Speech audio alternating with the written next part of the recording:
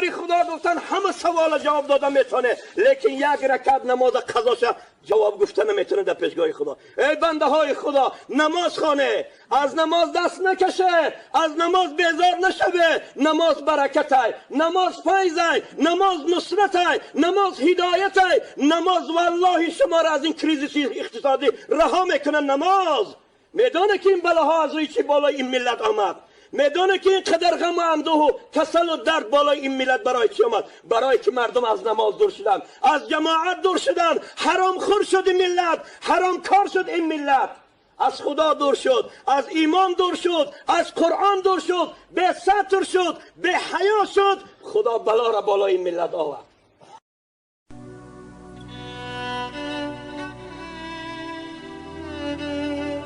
مادر حقی زیادی دارد.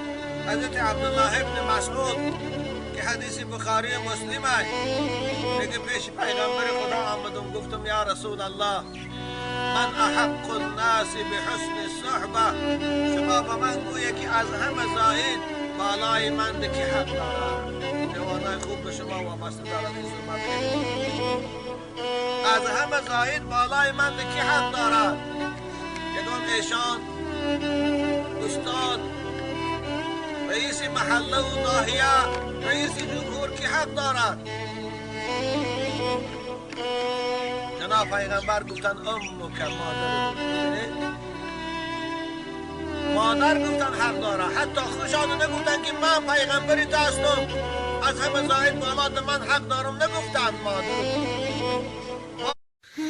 آیا دلت شاد نمی شود و غم دور نمی گردد که خداوند غم تو رو پیش از تو خورده است؟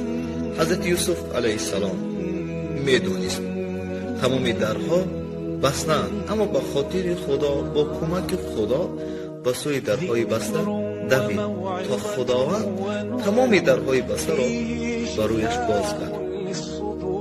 اگر برادر اسلامی هم اگر تمام درهای دنیا برایت بسته شد، غمگین مباش، دل شکسته هم مباش، زیرا خدای تو و خدای حضرت یوسف علیه السلام یکی است.